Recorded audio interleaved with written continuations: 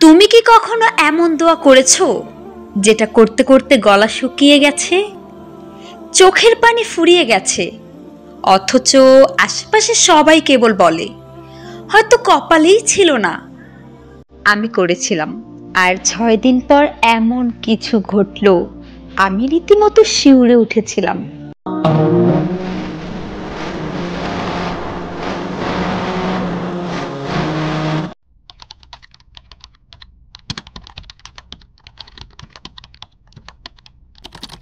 সর্বপ্রথম আমার সম্মানিতা প্রিয় বোন ফাতেমা আপুকে জানাই এক আকাশ পরিমাণ ভালোবাসা, শ্রদ্ধা। আসসালামু আলাইকুম। জানো আপু, আমি বুঝতে পারছিলাম না, এত দোয়া করছি তবুও কিছু কেন হচ্ছে না। আল্লাহ কি আমার কথাই শুনছেন না, নাকি আমি যোগ্য না? ও হ্যাঁ, তার আগে আমি আমার পরিচয় দিই। আমি সরকারি বাংলা কলেজের ইসলামের ইতিহাস ডিপার্টমেন্টের 2য় বর্ষের শিক্ষার্থী এবং আমার নাম ফাবিহা ইসলাম। তারপর যখন আপু পরিস্থিতি কঠিন থেকে কঠিনতর হতে থাকে, ঠিক তখনই আমি এক সাহাবীর গল্প পড়লাম, আর সেদিন থেকে আমার জীবন বদলাতে শুরু করলো। সাহাবী সাআদ ইবনে আবি ওয়াক্কাস রাদিয়াল্লাহু।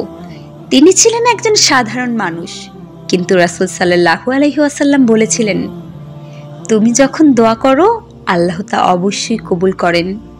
ঘটনাটি ছিল এরকম, একদিন এক কাফের সাআদের গালমন্দ করেছিল।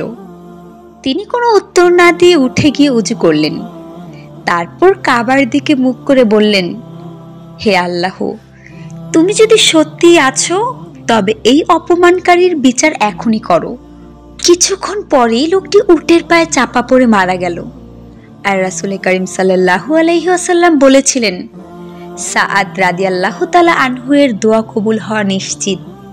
তখন আমি ভাবলাম, সাহাবীরা তো মানুষ ছিল, আমিও মানুষ। তারা কান্না করত, আমিও কাঁদি। তাহলে কেন আমি একবার সাহাবাদের মতো দোয়া করে দেখি না? তারপর নিজের আবেগকে নিয়ন্ত্রণ করলাম। আমি 2 রাকাত তাহাজ্জুদের পর এই দোয়াটি করলাম। সাহাবীরা দুনিয়া ও আখিরাতে দুটোই চাইতো, আমিও তাই চাইলাম। দোয়াটি হলো, আল্লাহুম্মা ইন্নী আসআলুকা হুব্বাকা ওয়া হুব্বা মান ইউহিব্বুক ওয়াল আমালা আল্লাযী ইউকাররিবুনি ইলা হুব্বিক। ইয়া রব, আমি তোমার ভালোবাসা চাই, তাদের ভালোবাসা চাই যারা তোমাকে ভালোবাসে, এবং এমন আমল চাই যা আমাকে তোমার ভালোবাসার কাছাকাছি নিয়ে যায়। তারপর আমার বেশ মনে আছে, আমার খুব বেশি একটা এফোর্ট দিতে হয়নি। 3 কি বা 4 দিন আমি প্রতিদিন একই সময় তাহাজ্জুদ নামাজ পড়তাম এবং তাহাজ্জুদ নামাজ শেষে এই আমলটি করতাম, আল্লাহুম্মা ইন্নী আসআলুকা যাওজা আস-সালিহাল্লাযী ইউঈনুনি আলা দীনি ওয়া দুনিয়ায়া।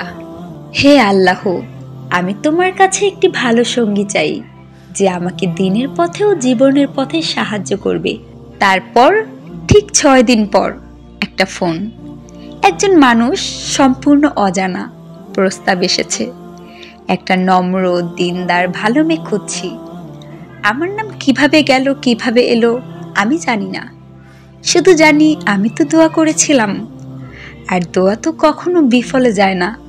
আল্লাহ কবুল করেছেন এক আকাশ আনন্দের বদলে। আমি এখন কারো স্ত্রী। সে মানুষটি আমাকে বলল, তুমি আমার জীবনের জন্য প্রেরণা।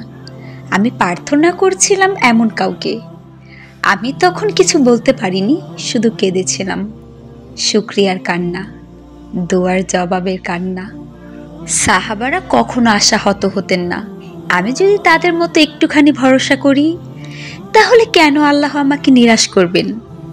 শোনো, তুমি যদি কষ্টে থাকো তাহলে সাহাবাদের মতো দোয়া করো। সাহাবারা শুধু দোয়া করতেন না, তারা দোয়ায় বিশ্বাস রাখতেন। মনে রেখো, তুমি একা নও, আল্লাহ দেখছেন। শুধু মন খুলে একবার বলো, ইয়া রব, আমাকেও ডেকে নাও তোমার প্রিয়দের কাতারে। এই ভিডিও যদি তুমি মন দিয়ে শুনে থাকো তবে এখনই উঠে পড়ো, সিজদায় যাও, কারণ আল্লাহ অপেক্ষায় আছেন তোমার কণ্ঠ শোনার জন্য, তোমার চোখের পানির দাম দেওয়ার জন্য। দোয়া করো বিশ্বাস নিয়ে, অলৌকিকতা তখনই শুরু হয়। As I look to nature's beauty, dazzled am I.